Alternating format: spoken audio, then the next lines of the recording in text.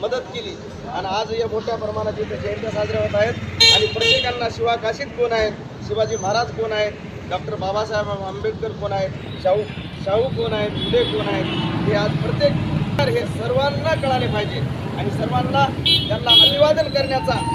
वेळ मिळाला पाहिजे। ह्या धावत्या युगामध्ये प्रत्येकाला स्टेज पुढे बसायला वेळ नाही, पण आज इथं 5 मिनिट थांबून महापुरुषाला अभिवादन करून जातील ह्या उद्देशाने हा कार्यक्रम चालू केलेला आहे।